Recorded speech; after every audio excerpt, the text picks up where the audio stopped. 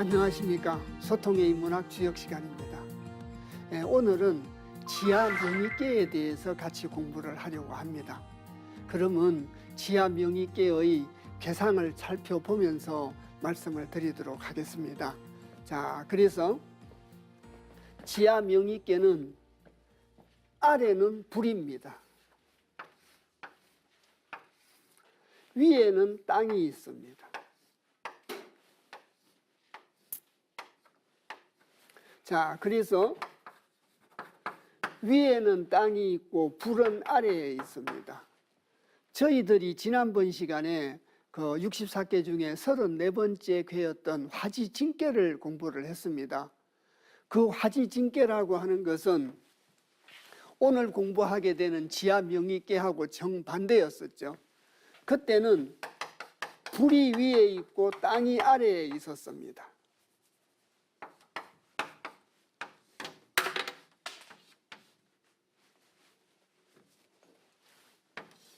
자, 이래서 이때는 저 명출지상이라 밝음이라고 하는 것이 드러났는데 어디로 드러났느냐? 땅 위로 드러났다. 이렇게 됐잖아요.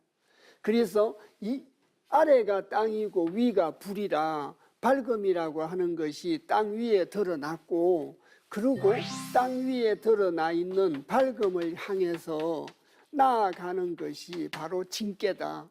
이걸 지난번 시간에 저희들이 공부했던 화지진계입니다. 그래서 밝음을 향해서 나아가게 되면 그 결과로 굉장히 성대해질 수 있다. 그래서 밝음을 향해서 나아가고 밝음에 자리 잡아야 된다. 그런 얘기가 바로 화지진계였습니다. 지난번 시간에 저희들이 공부를 했던 내용입니다. 그런데 밝음을 향해서 나아가기만 하면 항상 밝음이 있는 것이 아니라 나아가다 보면 밝음이 상할 때도 있다는 겁니다.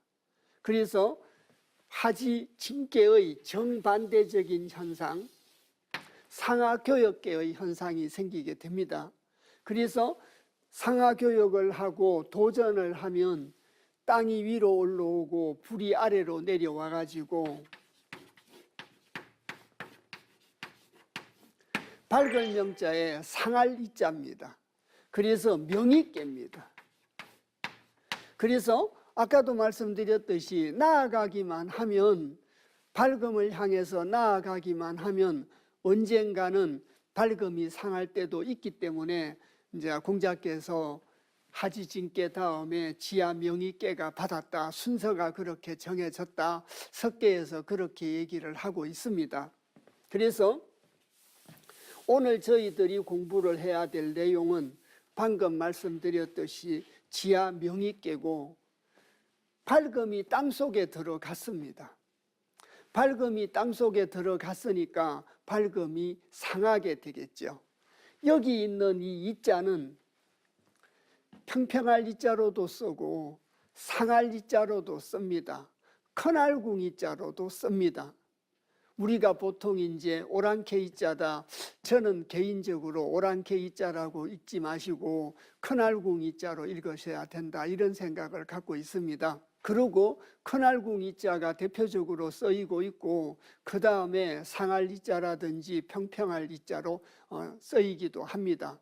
그래서 명의계 때는 이게 상할 이자라 밝음이 상했다는 거죠. 밝음이 상했다. 그래서 밝음이 땅속에 들어가 있으니까 명의계라고 말씀을 드렸습니다. 이것을 인사적으로 말씀을 드리면 밝음이 상해서 어디로 나아가야 될 바를 모르기 때문에 이걸 암흑의 시대라고 합니다. 이 암흑의 시대에서 어떻게 벗어나야 되는가에 대한 지혜를 설명하고 있는 것이 바로 명의계다. 이렇게 이해를 하시면 되겠습니다. 이 명의계를 공부하러 들어가기에 앞서서 여러 가지 배경적인 설명이 필요를 합니다. 왜 여러 가지 배경적인 설명을 필요로 하냐고 그러면은 역사상 여기에 있는 암흑시대의 대표적인 유형을 은나라 말기와 주나라 초기로 설정을 했습니다. 간단하게 엄말주초입니다.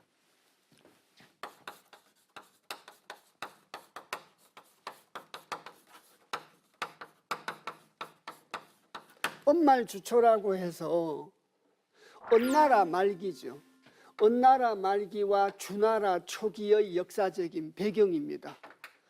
중국의 역사에서 대표적인 폭군이 두 사람 있다면 하나라의 마지막 임금이었던 거란과 은나라의 마지막 임금이었던 주왕이지 않습니까? 그래서 왕자를 떼고 걸주라고 합니다. 가장 대표적인 폭군이죠. 그래서 이 역사적인 사건을 배경으로 하고 있다는 겁니다. 그래서 은나라는 마지막 왕이 주왕입니다. 자, 이 사람이 대표적인 폭군 중에 한 사람이라고 말씀드렸지 않습니까? 그래서 이 주왕이 대표적인 폭군이고 이 사람이 자기들의 삼촌, 친척들을 폭정으로 탄압을 하고 했습니다. 거기에 가장 대표적인 사람이 기자입니다.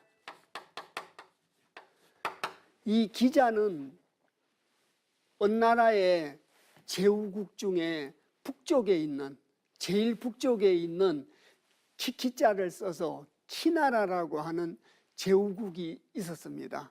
그 제후국의 제후가 바로 기자입니다. 기자는 경칭의 이름이고 또 기나라라고 하는 제후를 칭하는 겁니다. 이때 이 아들 자자라 보통 저희들이 쓰기는 아들 자자로 많이 쓰지 않습니까? 이 아들 자자는 뜻이 굉장히 많습니다. 처녀 자자도 되고 서성 자자도 되고 자식 자자도 되고 아들 자자도 되고 경칭 자자도 됩니다. 벼슬의 이름으로 호칭을 하기도 한다는 겁니다. 과거에 중국에서 귀족의 5단계를 공작, 후작, 백작, 자작, 남작 5개의 귀족이 있었지 않습니까? 그 중에서 제일 마지막인 자작의 지위를 가졌다는 겁니다. 자작의 지위를 가졌으니까 제후국 중에서도 조금 작은 제후국이었지 않나 추정할 수 있는 대목이기도 합니다.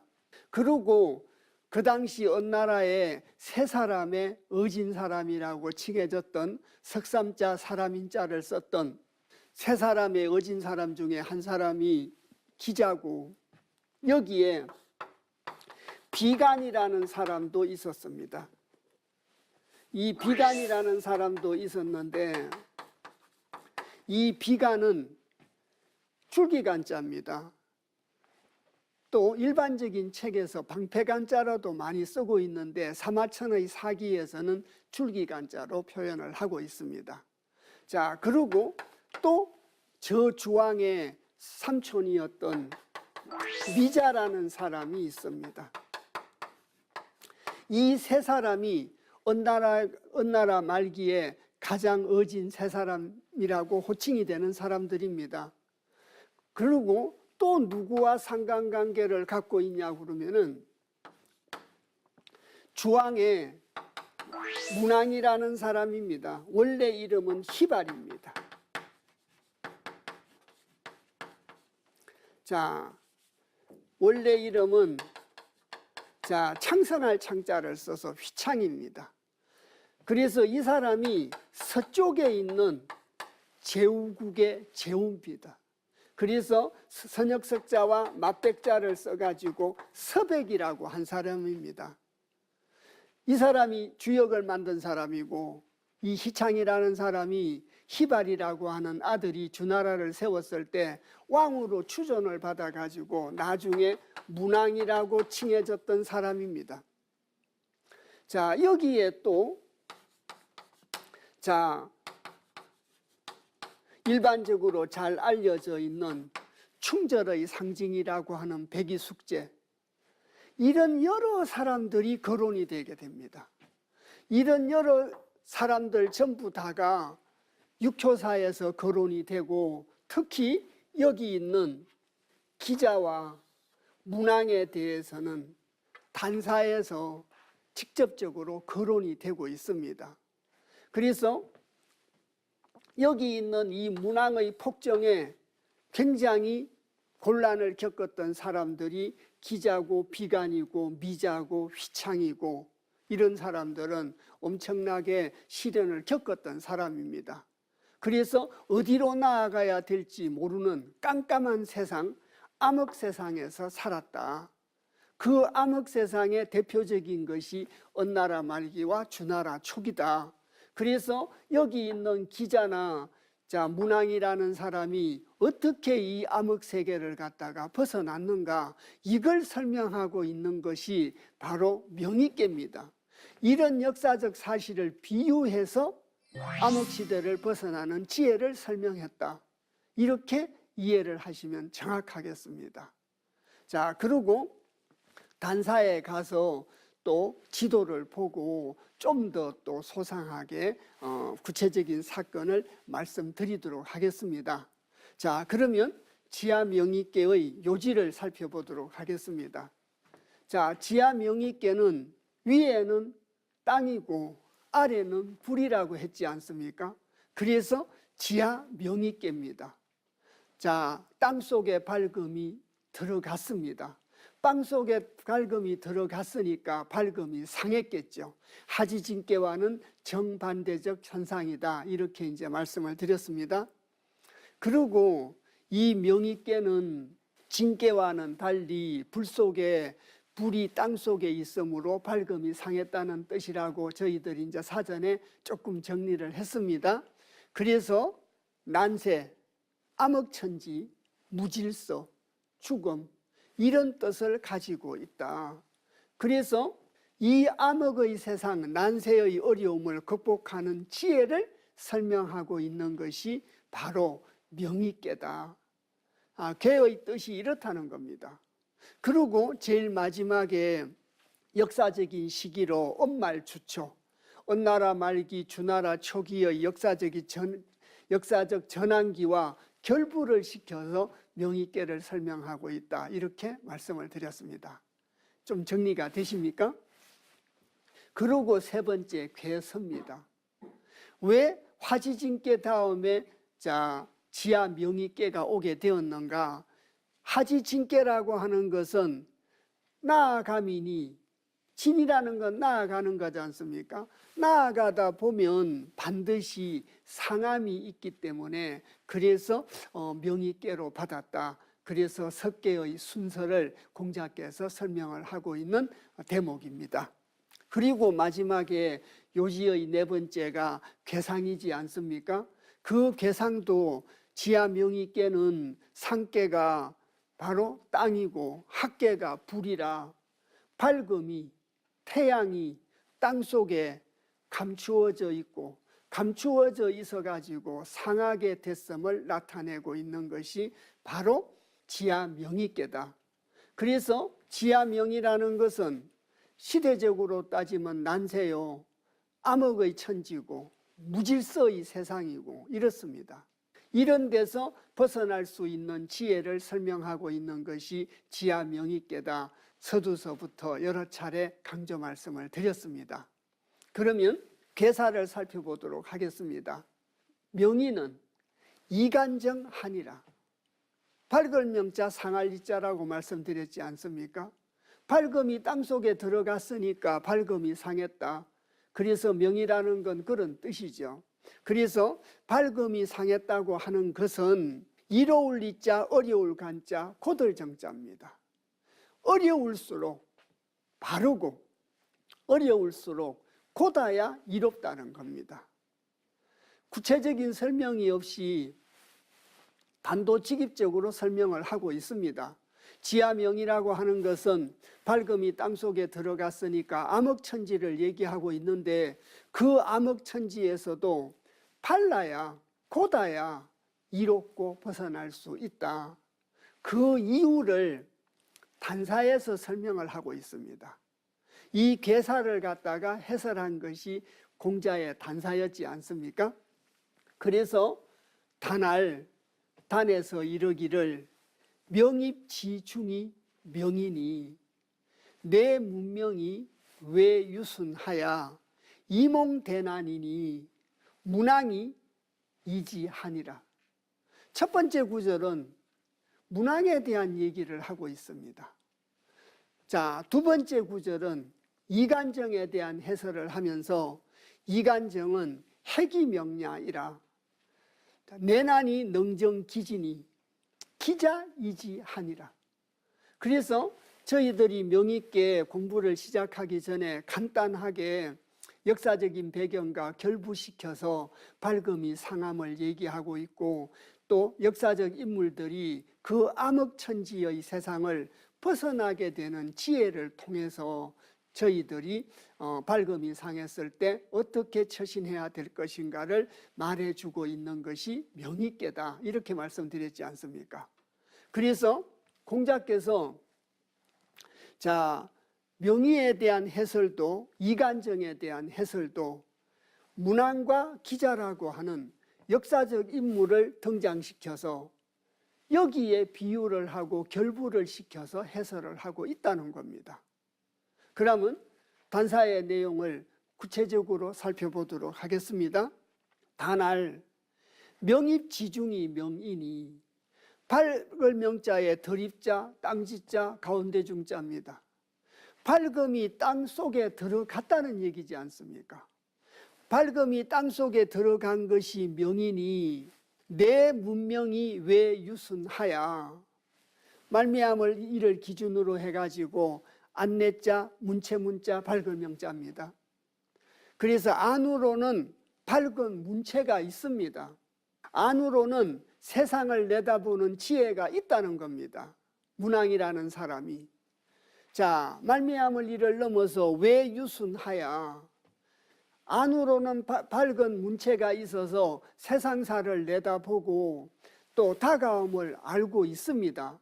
그런데 바깥으로는 부드러울 유자, 순종할 순자, 부드럽게 순종을 했다는 겁니다. 물론 주왕에게 부드럽게 순종을 했겠죠. 이몽대난이니, 그래서 써이자에 무릅설 몽자입니다. 자, 큰대자 어려울 난자입니다.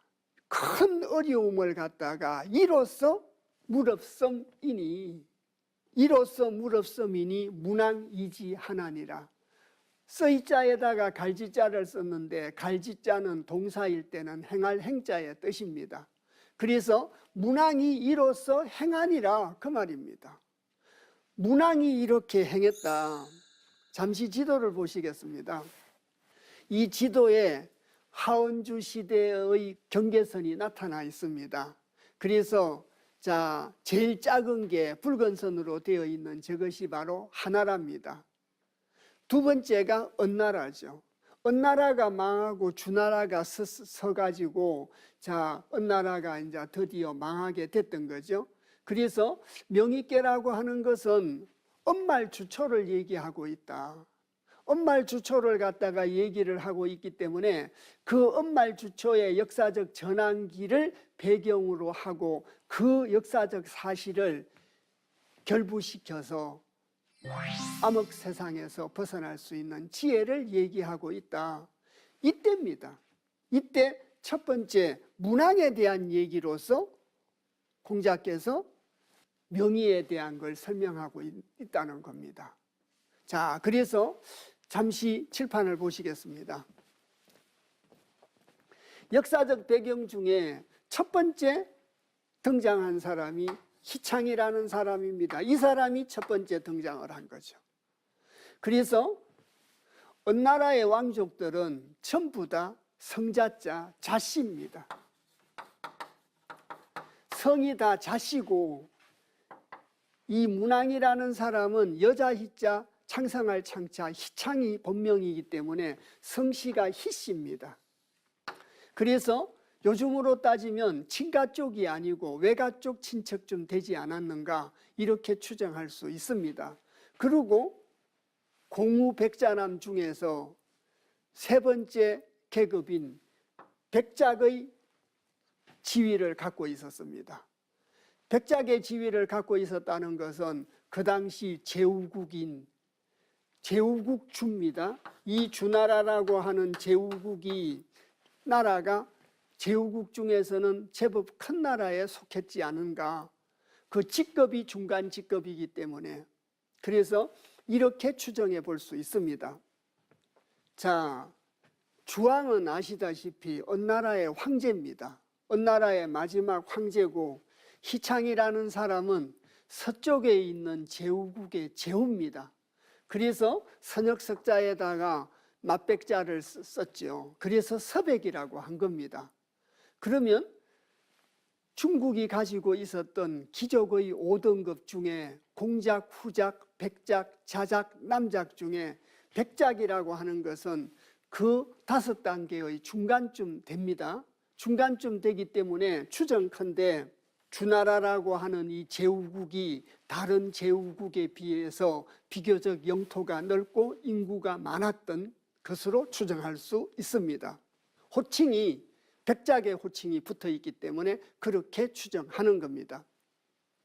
그런데 서백이라고 하는 이 희창이라는 사람이 정치를 굉장히 잘해가지고 사람들로부터 민심을 굉장히 많이 얻었습니다. 민심을 굉장히 많이 얻었고 이 주왕이라는 사람은 폭정을 했는데 얼마만큼 폭정을 했느냐. 여기 비간이라는 사람이 주왕의 삼촌입니다.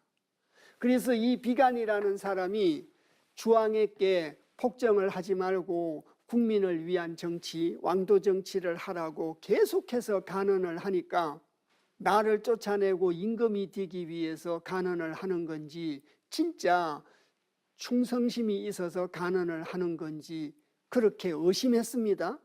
그따 대고 또 달기라고 하는 그 애첩인 후궁이 공부를 많이 한 사람은 폐에 구멍이 7개 있다는데 그게 진짜 있는가 보고 싶다고 하니까 이 주왕이 살아있는 삼촌의 배를 갈랐습니다.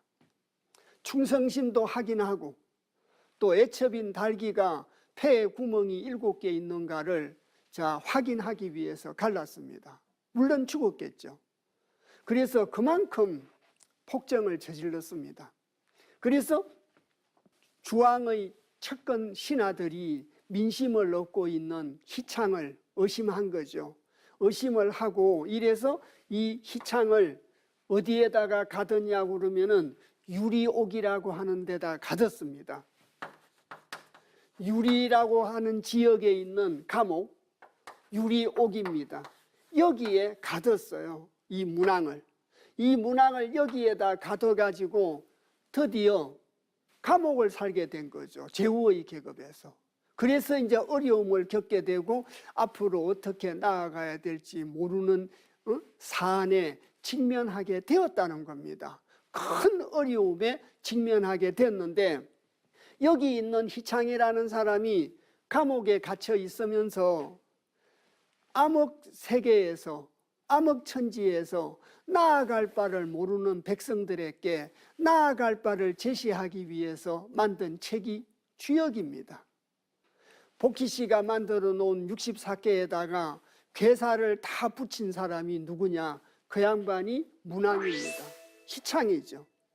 그래서 나도 공경에 빠져 있는데 백성들의 나아갈 바를 위해서 주역을 만들어서 굉장히 영향을 끼쳤던 사람이고 민심을 얻어서 아들 희발이 언나라를 멸망시키고 주나라를 세웠을 때 많은 민심이 따르도록 하는데 공헌도 했던 사람입니다. 그래서 이 사람은 내문명, 안으로는 밝은 문체를 갖고 있다는 겁니다. 밝은 지혜를 갖고 있는데 바깥으로는 유순했다고 합니다. 이 주왕이 문왕의 큰아들이 백업고라는 사람입니다.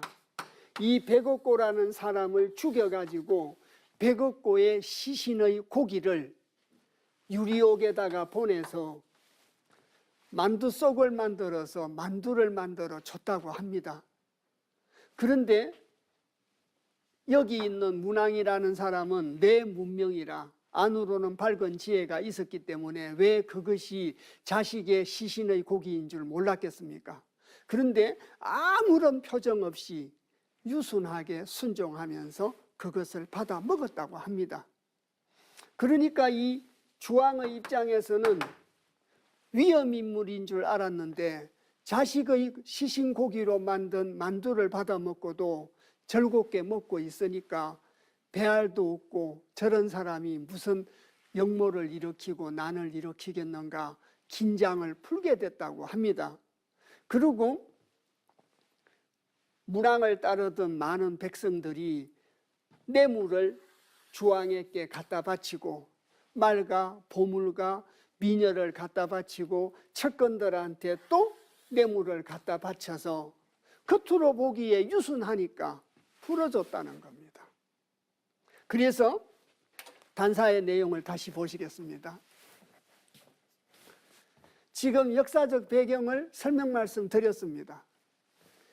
명입지중이 명이니 밝음이 땅속에 들어간 것이 명이니 내 문명 안으로는 밝은 문체가 있다. 이제 이해가 가시죠? 안으로는 밝은 문체고 밖으로는 유순하야. 안으로는 밝은 지혜가 있지만 드러내지 않고 겉으로는 유순하게 순종함으로써 이몽대난이니 이로써 큰 어려움을 무릅섬이니 이로써 감옥에 갇혀 있었던 어려움을 벗어날 수 있었다는 겁니다. 그래서 문왕이 이지하나니라. 문왕이 이렇게 행했다고 얘기를 하고 있습니다. 이해가 가셨습니까? 명희께는 역사적인 배경을 말씀드리지 않을 수가 없습니다. 그 역사적인 내용과 결부를 시켜서 설명을 하고 있기 때문에 역사적 내용을 모르면 이해하기가 어렵다는 거죠. 두 번째는 이간정에 대한 설명을 하면서 기자의 역사적 사실과 결부시켜서 설명을 하고 있습니다. 그래서 이간정은 이로울 이자 어려울 간자 고들 정자 발을 정자지 않습니까? 어려울수록 암흑천지의 세상에 빠졌을수록 곱고 발라야 이롭다고 하는 것은 해기명야이라 금음 해자입니다. 어두울 해자도 됩니다. 금음이나 어두움이 있으면 깜깜하지 않습니까? 그 기자에 밝을 명자입니다. 그래서 그 밝음을 가린다는 겁니다. 기자도 어진 세 사람에 속했던 사람입니다. 어진 세 사람에 속했던 사람인데 안으로 밝은 문체가 있었지 않겠습니까? 밝은 지혜가 있었지 않겠습니까? 그 밝은 지혜를 드러내지 않고 감췄다는 겁니다. 잠시 칠판 보시겠습니다. 단사의 두 번째 구절이 바로 기자에 대한 얘기입니다. 첫 번째 구절은 문왕인 희창에 대한 얘기고 두 번째 구절은 기자에 대한 얘기입니다. 자, 서두에 말씀드렸듯이 기자란 언나라 북방에 있는 조그만한 제국의 제후였다 이렇게 말씀드렸지 않습니까? 주왕의 삼촌입니다. 자, 주왕의 삼촌입니다. 자여서입니다. 그래서 서로 서자에 너여자를 써가지고 이름이 자여입니다. 성은 자씨죠. 자, 그래서 그 주왕의 삼촌입니다. 주왕의 삼촌이고 작은 나라의 제후기 때문에 기자라고 호칭을 했다 이렇게 아까 말씀을 드렸습니다. 기자가 이름이 아니라 호칭입니다. 간명이라고도 할 수 있겠죠. 그래서 이 기자에 대한 얘기를 하는데 이 기자는 주왕의 폭정에서 벗어나기 위해서 밝음을 드러내지 않았다는 겁니다. 지혜롭고 똑똑함을 드러낸다면 정적이라고 생각을 하고 제거를 했지 않겠습니까? 조선 말기 때 강상 김문들이 세도 정치를 할 때 왕족 중에 지혜롭고 똑똑한 왕족들은 역모로 몰아서 죽인 일이 있습니다. 그런 식으로 죽임을 당하겠죠. 그런데 어리석은 사람들은 근심거리가 되지를 않으니까 죽임의 대상에서 벗어날 수 있지 않겠습니까? 그런 뜻으로 기자는 발금을 드러내지 않았다는 겁니다. 머리를 풀고 미친 척을 했다고 합니다. 머리를 풀고 미친 척을 하면서 도망을 다녔기 때문에 미친 사람을 잡아다가 굳이 죽일 필요는 없지 않겠습니까? 그래서 암흑천지에서 벗어나고 주왕의 폭정으로부터 벗어났다. 그 얘기를 하고 있는 것이 이간정을 설명하면서 공자께서 이러한 역사적 사실과 결부시켜서 이간정을 해설하고 있다는 겁니다. 다시 보시겠습니다. 그래서 이간정은 어려울수록 발라야 이롭다고 하는 그 뜻을 해기명야이라, 그 발금을 감춤이라, 발금을 드러내지 않았다는 겁니다.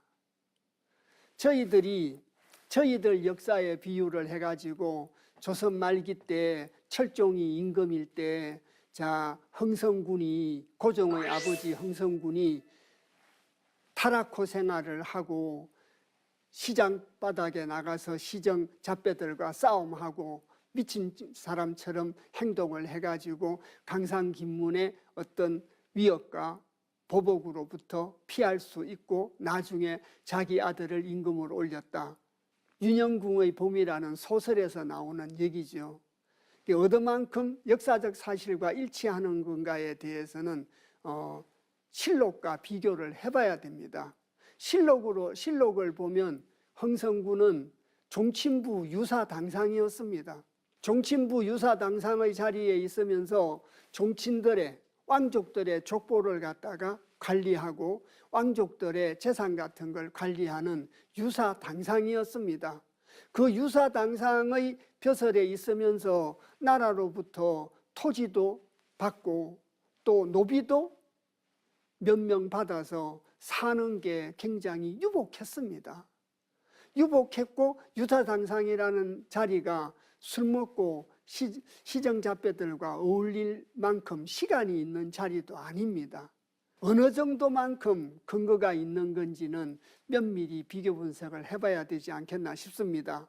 그런데 윤영궁의 봄의 내용을 기준으로 한다면 대원군도 흥성군도 지혜로움을 감췄겠죠. 해기명야입니다. 이해 가셨습니까? 그 발금을 감춤이라 내난이 능정기진이, 말미암을 이를 기준으로 안내자 어려울 난자입니다. 안으로는 굉장히 어려웠습니다. 안으로는 얼마나 심신이 괴로웠겠습니까? 그래서 안으로는 어려운데 능할 능자 바를 정자 거기자 뜻지자입니다. 능이 그 뜻을 바르게 함이니, 그것이 이간정이라는 겁니다. 이간정의 뜻을 공자께서 설명을 하면서 기자의 행동을 비유해가지고 설명을 하고 있다는 겁니다. 그것이 바로 어려울수록 발라야 이롭다. 어려울수록 불의와 타협하지 않고 미친 척 하면서 그 뜻을 바르게 했다는 겁니다. 그것이 기자이지 하나니라. 기자가 이로써 행함이니라.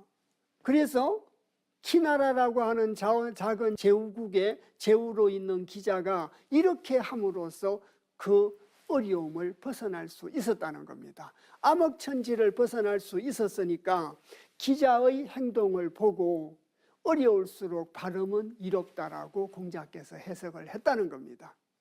다시 정리를 해서 말씀을 드리면, 명의는 발금이 상했다고 하는 것은 문왕의 행동으로 가지고 벗어날 수 있는 지혜를 설명을 하고 있고, 이간정이라고 하는 것을 해설을 하면서 그 발금을 감췄다는 얘기죠. 이렇게 해서 암흑천지의 세상을 갖다가 벗어날 수 있게 되었다. 그래서 다시 칠판을 보시겠습니다. 여기 단사에서는 문왕의 얘기와 기자의 얘기로 얘기를 하고 있습니다. 그리고 나머지 사람들은 육효사에서 거론이 되고 있습니다. 이렇기 때문에 백이숙제에 대한 얘기도 초요에서 거론이 되고 있고, 또 미자에 대한 얘기도 육효사에서 설명을 하고 있습니다. 물론 문안과 기자에 대한 얘기도 또 하고 있습니다. 이렇기 때문에 엄말 주초의 역사적 배경을 가지고 비유를 해서 설명을 하고 있기 때문에 이런 역사적 사실을 확인해야 될 필요가 있었던 겁니다. 그래서 간단하게 저희들이 명의계를 읽어가면서 필요한 만큼만 말씀을 드린 겁니다. 필요한 만큼 말씀을 드렸습니다. 자, 그래서 다시 한번 확인해 보겠습니다. 그래서 명입지중이 명인이 내 문명 안으로는 밝은 문체고 밖으로는 유순하야 이몽대난이니 이로써 큰 어려움을 무릅섬이니 문왕이 이렇게 행했다. 그래서 밝음이 상한 명의를 이렇게 벗어나는 지혜를 설명하고 있다 이 말이죠. 그리고 이간정에 대한 해설을 하면서 어려울수록 발라야 되는데 자, 그 밝음을 가림이라 안으로는 어렵지만 능히 그 뜻을 바르게 함이니 기자가 이렇게 행했다. 그래서 문왕과 기자가 자, 언나라 마지막 황제인 주왕의 폭정에서 벗어났던 얘기를 결부시켜서 설명을 하고 있다. 이렇게 이해를 해 주십사 말씀을 또 드리고 싶습니다. 자, 그 다음 대상사입니다. 대상사라는 것은 항상 말씀드리듯이 실천적인 덕목을 얘기하고 있는 것이 대상사지 않습니까? 그래서 상활 명입지중이 명이니 군자는 이하야 이중하되 용의 이명하나니라. 그래서 어려운 일이 생겼을 때도 어떻게 벗어나는 지혜를 설명하고 있고 또 사람들과 접촉하는 과정에서 어떤 지혜도 같이 설명을 하고 있습니다. 그 내용을 잠시 구체적으로 살펴보도록 하겠습니다. 그래서 상활, 상에서 이르기를 명입지중이 명이니 이건 괴상을 가지고 설명한 거 아니겠습니까? 다시 괴상을 한번 보시겠습니다. 그래서 여기 있는 밝음이 땅 속에 들어있는 거죠. 밝음이 땅 속에 들어간 것이 바로 자, 이 명의계의 개상이라는 거지 않습니까? 그래서 밝음이 상하게 되고 암흑의 시대를 맞게 됐다. 또 기자인 경우에는 이 밝음을 스스로 드러내지 않고 감췄다는 뜻으로도 해석할 수 있습니다. 다시 대상사를 보시겠습니다. 그래서 군자는 이하야 이중하되 다다를 이자 무리중자입니다. 군자는 문왕과 기자의 행태를 갖다가 그 처신을 갖다가 보고 거기서 깨달음을 얻어서 무리에게 다다른다고 하되 무리에 다다르는데 지혜를 드러내면서 내가 이만큼 잘난 사람이야 이만큼 아는 게 있어 이만큼 많이 가졌어라고 하고 교만한 마음으로 다가가면 사람들이 호응하지 않는다는 겁니다. 그래서 이중하되 무리에게 다다르되 자 용의 이명하나니라. 쓸용자 금음해자 금음해자가 어두울 해자도 된다고 말씀드리지 않습니까? 그래서 금음해자 자 마리얼 이자의 발걸명자입니다. 어둠을 써서 드러내지 말라는 겁니다. 기자가 주왕의 폭정에서 벗어났던 것이 밝은 걸 감췄다고 했지 않습니까? 밝음을 감춘 것에 또 부족해가지고 머리를 풀고 미친 척 해가지고 벗어났습니다. 그 밝음을 감추라는 거죠. 그 밝음을 갖다가 감추고 대중들에게 무리에게 다가서서 공동체 의식을 갖고 동료의식을 갖고 서스럼 없이 교류가 이루어진 다음에 밝히라는 겁니다. 지금 거듭 말씀드리지만 대상사라고 하는 것은 저희들이 실존적인 삶에서 실천적인 덕목을 얘기하고 있는 거지 않습니까? 그래서 내가 이만큼 알고 있고 이만큼 밝은 지혜가 있다라고 내보이면서 대중들에게 무리에게 다가선다면 무리가 가까이 하지 않는다는 겁니다. 잘난 사람이 왔고 힘 있는 사람이 왔는데 거리를 두고 대하게 된다는 겁니다. 그래서 공부를 굉장히 많이 하고 또 수행도 많이 하고 덕을 닦은 사람은 옆집 할아버지처럼 굉장히 편하다고 합니다. 그래서 공부를 많이 하고 수양을 많이 쌓고 덕을 많이 닦은 사람은 사람들에게 불편함을 주지 않는다는 거죠. 제가 사람들에게 다가섰는데 사람들이 저한테 편안함을 느끼지 못한다면 그건 제가 공부가 부족했다는 뜻이 아니겠습니까? 이 구절이 굉장히 실존적인 삶에서 중요한 의미를 갖는다고 생각을 합니다. 중요하다는 말로 부족할 수도 있습니다. 아까도 말씀드렸듯이 제가 무리에게 다가섰는데 무리의 사람들이 저를 어렵게 생각한다면 제가 공부가 부족한 거라 제 자신을 되돌아보고 성찰하고 반성해야 된다는 겁니다. 결코 그 무리와 마음과 마음이 하나 되는 동화가 이루어지지를 못합니다. 또 조화가 이룰 수가 없겠죠. 그래서 실천적인 덕목으로서도 굉장히 중요한 의미를 갖는다. 그래서 잘난 체하고 밝은 지혜가 있는 것처럼 드러내면 다른 사람의 눈에 교만으로 보이지 않겠습니까? 그래서 일상생활에서 군자는 이하야 이중하되 무리에게 이르되 용에 이명하나니라. 어둠을 써서 나중에 밝히라는 겁니다. 어둠을 써서 사람들하고 어울리고 조화를 이루고 교류가 이루어진 다음에 서서히 밝혀내라는 겁니다. 지혜를 드러내서 사람들과 교화시키면 그것이 훨씬 더 효율적인 측면에서도 굉장히 효과적이다. 이렇게 얘기하고 있는 것 같습니다. 아까도 누누이 말씀드렸습니다마는 일상생활에서 굉장히 중요한 실천적인 덕목이 아닌가 싶습니다. 오늘 저희들이 지하 명의계를 같이 공부를 했습니다. 그래서 명이라고 하는 것은 밝음이 상한 것이고 밝음이 땅속에 들어간 것이고 또 인사적으로는 사람이 죽는 걸 의미를 한다. 이런 것이 명이다. 그러면 이러한 밝음이 상했던 암흑의 천지에서 어떻게 하면 벗어날 수 있는 지혜가 어떤 것인가? 그걸 설명하고 있는 것이 지하 명의계라고 말씀을 드렸습니다.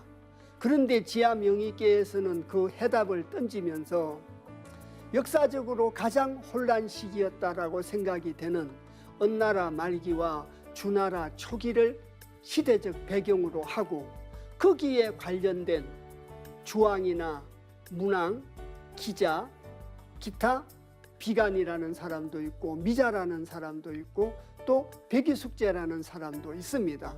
그런 등장하고 있었던 그 당시 사람들과 전부 다 결부를 시켜서 주왕의 폭정으로부터 벗어나는 지혜를 설명을 해서 문왕은 안으로는 밝은 문체가 있었는데 겉으로는 유순하면서 순종해가지고 유리의 감옥에서 벗어나게 되고 또 주역도 만들고 나중에 주나라를 건국하는 기틀도 다지게 됐다.